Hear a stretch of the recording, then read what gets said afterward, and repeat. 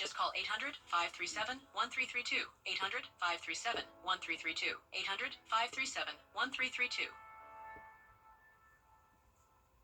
The Live 5 for 6 Skyview Network, sponsored by Terry Lambert Hyundai. Right now on News Channel 6, the eye in the sky at Augusta Park. How cameras are being used to determine which parks could be closed. Your News at 6 starts now. Live from Television Park, this is WJBF News Channel 6 at 6.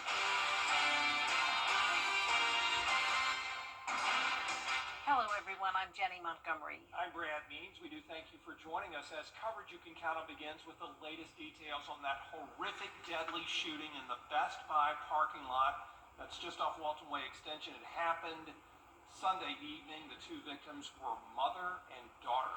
Investigators say that man is the suspect, Hajir Talebzadeh. He was injured in the shooting and will be charged with murder once released from the hospital. A 5-year-old child was present at the time of the shooting but was unharmed. Graham Lee live now at the sheriff's office. And Graham, the suspect, is the husband of one of the victims, and there's a history of domestic violence. Well, that's right, Brad and Jenny. A tragic story from the weekend involving those two victims. The victims are identified as Melissa Domingo and her 74-year-old own mother, Elizabeth Domingo, the victims in this case. Now, the husband, the suspect, was married to Melissa Domingo, but after looking through records, we found that this was not the first time that they had a domestic dispute. Actually, you'll have to go back to December 2021 on New Year's Eve. That was when Domingo shot at her husband in the head during another domestic encounter. She was originally charged with aggravated assault, but within the last few weeks, the charges were dismissed and it was ruled as self-defense. As for the events on Sunday, the 5-year-old involved was not harmed and is now in the custody of the Department of Children and Family Services. Sheriff Eugene Brantley says there has been finger-pointing online since the incident, but he says helping the young child should be everyone's focus for here. I just ask that, for once as a community, that we would, come together and put all the bickering and some of the racially motivated hate aside and just think about, a child that was present and saw his mom and grandmother gunned down. So we're now also learning that Domingo was a former employee at Bel Air Dental Services, or Associates, that's in Columbia County. That business is closed indefinitely as the employees and staff there are closing and processing this tragedy and mourning the loss of their worker and employee. We also reached out to Domingo's former attorney's office for comments, and they declined. Live in Augusta, Graham Lee, WJBF News Channel 6. All right, Graham, thank you for that live report. An investigation is underway after a suspicious death in Augusta. This happened just before 5 o'clock Sunday at the intersection of 5th and Taylor Streets downtown. Investigators say they found a man dead there, but due to the condition of the body and a possible head injury, an autopsy has been scheduled. No word on that person's identity. It is time now for a first check of the weather. And for that, we want to check in with our chief meteorologist, Jenna Petracci. Well, it's such a nice day, and you can see here on Live 5 for 6 that there's no rain nearby. We have scattered showers and storms off the coast and down in Florida, all along a stationary front. But here in town, we have high pressure bringing in this northeast wind, bringing in the lower humidity and the cooler temperatures today. It's also a little bit breezy, especially there in Aiken County, where we have sustained winds up to around 18 miles per hour, occasional gusts up to around 25, but overall not too bad. It's definitely cooler than it was yesterday, and especially Saturday and Friday when we were in the mid-90s. Now we're not even making it into the mid-80s. Notice it's 14 degrees cooler in Sylvania. Notice right now we're at 79 in Allendale already, 82 in Evans, 82 in Millen. Aiken, you're at the 80-degree mark, 70 in Crawfordville, and only 77 in Sparta. Now, we did have the lower dew points today, but we are seeing a bit more moisture start to move in from the southwest. You can see that higher dew point there in Waynesboro up to 61, and that's why our skies are becoming a bit more cloudy than they were earlier. This is our Terry Lambert Hyundai Skyview cam at Augusta Regional Airport. So we'll be partly cloudy tonight, and we'll be getting pretty cool around 10 p.m. down to 70, and then eventually when you're headed out the door tomorrow morning, we'll be close to that 60-degree mark, and even below it by warming up a little bit in the afternoons up to 88, and we'll be staying sunny and dry. I'll have more details on your forecast coming up, but back to you. All right, Jenna, thanks. Augusta trying to gather the evidence needed to back up the talk about closing some city parks. Commissioners have concerns about some parks being underused and they're costly to maintain, so they're taking a look. George Escala has more. Paul Scott has been coming to Warren Road Park for decades. He says it's important to the neighborhood. It's by my house. I'm right around the corner over there. A lot of folks I know play basketball, the guys. It's very steady for the ball, and a lot of kids come out. But with 70 parks in the city, many don't see a lot of people coming out. And that has commissioners considering whether some parks could close to save money. One of the issues that we have is that we have too many parks, and a lot of the parks that we're spending money into maintaining, they don't get used as much as they should. So the city is looking into how and how often the parks get used. An engineering firm has installed 130 cameras to record what's going on in the parks. The cameras take a picture every 15 minutes, and the data is being analyzed by the firm to be presented to city leaders. This is going to impact our city in a pretty decent way, and so we want to make sure that we're getting the right data. And again, this isn't a new conversation. We started this conversation 2.5, almost 3 years ago. Tuesday, a commission committee is scheduled to hear an update on the park usage study as they prepare to work on next year's budget. Paul Scott doesn't want his park to be on the list, but understands the city looking into it. Everybody has a budget. The city, family, the job, they all have budgets. So pictures from city parks will frame the argument for closing or keeping open. In Augusta, George Escala, WJBF News Channel 6. Tonight, Aiken city leaders will discuss tiny homes. There are plans to build. Football season is back, but while fans across the country are placing bets on their favorite teams, sports betting remains illegal in South Carolina. Caroline Yaffa tells us why and what needs to happen for sports betting to be legal. Sports fans all over the country tell me they want to be at a bar, watch their favorite football team, and place a bet. But as the football season begins, here in South Carolina, you still can't do that. House Minority Leader Representative Todd Rutherford is a co-sponsor of the bipartisan sports gambling bill. If passed, anyone 18 or older could place sports bets online in South Carolina. But Governor McMaster has said for years that he is very much against sports gambling and gambling in general. I think gambling is bad for our culture. It's not a part of our heritage. And there are better ways to make money, to give jobs, to generate tax money. I don't understand that line of thinking or that logic. This is simply about, again, giving people access to be able to do what they're already doing. Everybody knows that people bet. Friendly wagers here, there, $1, $2, $50. I'm sure even the governor has seen it. The fact is that it's simply illegal in South Carolina, and we need to fix that. North Carolina legalized sports gambling last year, but their law is a little different than South Carolina's bill because theirs says you have to be 21 to place a bet. In Columbia, I'm Caroline Yaffa. Coming up, President Trump speaks on faith and crime. What he had to say at the Museum of the Bible next. And Jenna is back with us to check out the work week weather. Well, things are looking really good this week. We have sunshine and control over the next few days. It's going to be dry. Temperatures are also below average, just warming up a little bit by Thursday. And then next week, it could be feeling hot again. I'll have a look at the next 10 days when we return. Are you feeling the pains of a bad 18-wheeler wreck? I've got this. I'm attorney Ken Nugent. I've got a top-notch group of lawyers who stand firm against an insurance company's greedy ways. We'll do the easy way or the hard way, but we won't stop until they pay you the maximum settlement you deserve. One call, that's all. Watch it go! CallKen.com. Bye-bye now. That's right. Run to mommy. Asian 60s are Hey guys, it's Anna Christina here for Roof Savers, and we're proud to introduce our proven, lab-tested, patent-pending Renew at 17.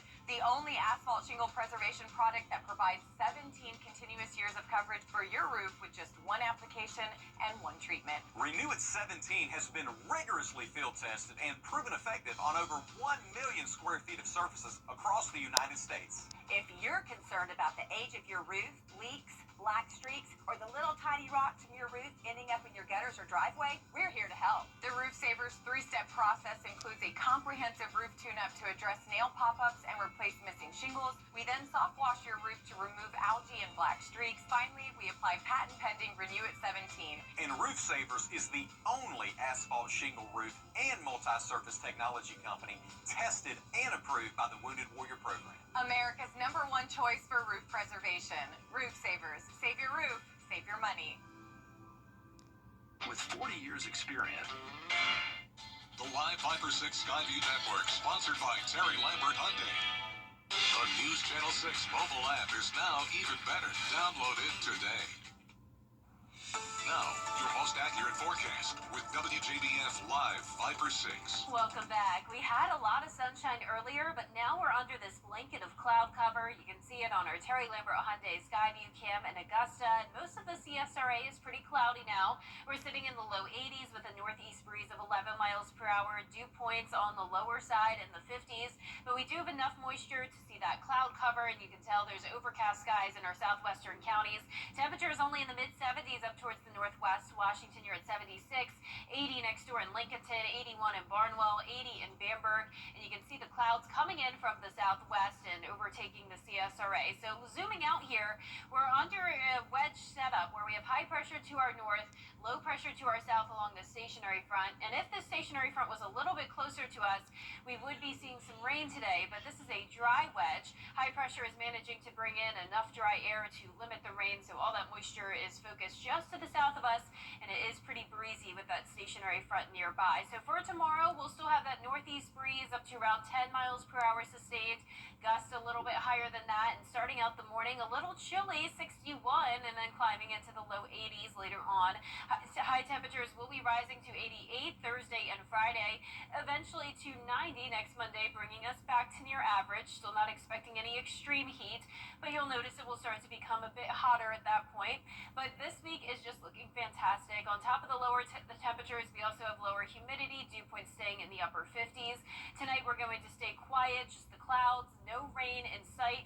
As we go into our Tuesday morning, we'll see some sunshine again, then more clouds coming in later on in the evening. All thanks to this low pressure with this trough staying around the area just to the south of us. And then by Wednesday night, notice the skies really start to clear, and then we'll have a ton of sunshine to look forward to end the week.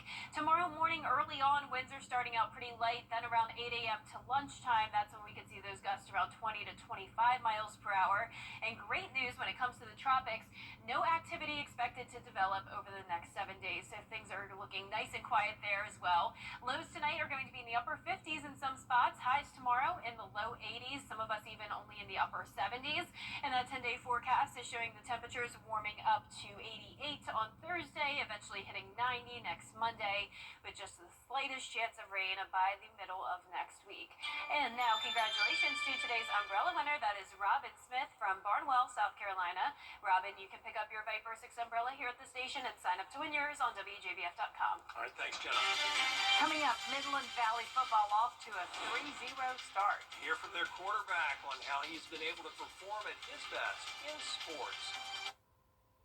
For over 30 years, I've built my brand with consistency, clarity, confidence. At the Mike Costello Law Firm, we've helped thousands of car wreck victims get the results they deserve. Because our brand isn't just a name, it's about commitment to our community. Years ago, I lost my father. Hey, your wife is hot. Yeah, she is. No, not like that, dummy. I mean, she's literally sweating because your AC is on life support. And if you don't call Cool Ray Mechanical soon, things are going to get uncomfortable. We'll have your AC up and running fast, so the only heat you'll feel is the good kind. Cool Ray Mechanical, your Reed Pro partner, has been keeping homes cool, wives comfortable, and marriages intact since 2006. I was on my way to take my son to school, and this guy rear-ended us. I will never be able to get that day back, but getting the maximum compensation makes it all easier. If you've been in an accident, please call Mike Hostler Law Firm. You can't always choose the weather, but you can choose your weather app. Go with the most accurate and most trusted, the Live Fighter 6 mobile app. Download it today. Now, WJBF sports coverage you can count on. What a difference a year makes for the Midland Valley Mustangs. From 0-3 last season to 3-0. Two of those wins come from behind. A key reason why they're off to that start is because of their quarterback. If you're Xavier Jeter, you can't ask for a better start to the season. The junior QB has completed 74% of his passes with already 1,070 passing yards and 9 touchdowns, only through 3 games. Now on the ground, he's had 22 carries for 167 yards. Our Football Friday Night Player of the Week credits his off-season work and chemistry with his receivers on and off the field.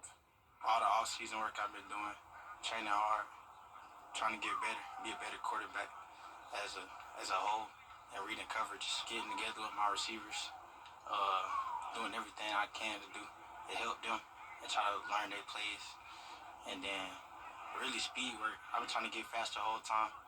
Even though I run the 4.5, I'm just trying to get faster so college coaches can see me. Well, the Mustangs on a bye this week, but will host region rival Gray Collegiate Academy on September 19th.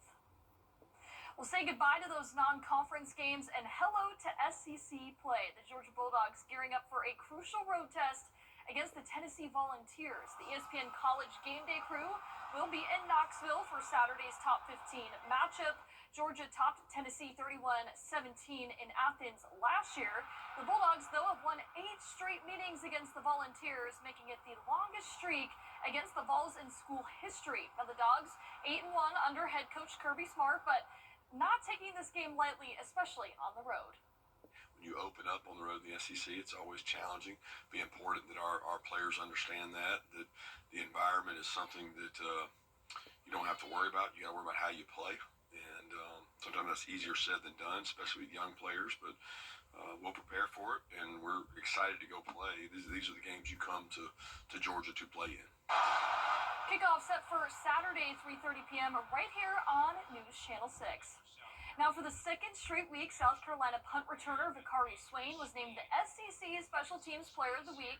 Swain became the first Gamecock in history to return 2 punts for touchdowns in a game. He now has 3 punt returns this season already, tying the single-season school record that was set back in 1971. The Gamecocks now turn to SEC play, hosting the Vanderbilt Commodores on Saturday, 7:45 p.m. College football heating up. It is in a big way. Thanks, Gianna. We'll be right back. Roddy Player here with Queen City. GeraldJonesAutoGroup.com. The greatest stories often start small. A quiet beginning to something much bigger. At SRP, they'll help you take the driver's seat in life, giving you the confidence to move forward And the support to stand on your own, wherever the road may lead. SRP is here for you, for what you plan And what you never see coming. I'm so sorry. Because sometimes the smallest moments become the heart of your story. And when a new chapter begins, it helps to have someone you trust. At SRP, they stay one step ahead. So you can protect What matters most.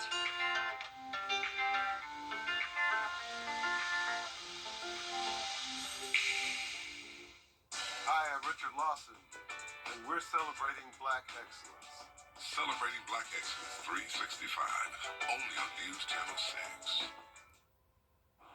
Our forecast is looking really nice this week. We're staying dry with mostly sunny skies. 83 tomorrow, then up to 88 on Thursday. Low temperatures on the cooler side in the upper 50s to low 60s, even into next week.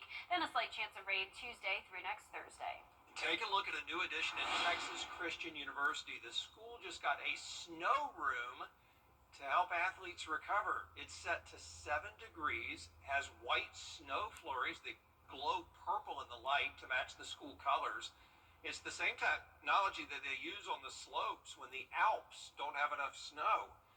The school says the cold temps accelerate healing, reduce inflammation, and give athletes a competitive advantage. And I bet it feels great in there after a game. I bet it does. That's really cool. Yeah, Yeah. that's really unique. I love that they made it colorful too. Yeah, they do.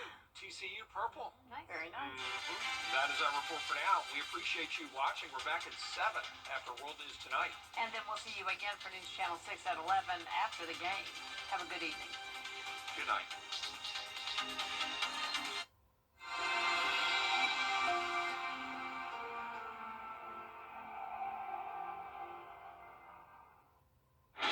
Tonight, breaking news as we come on.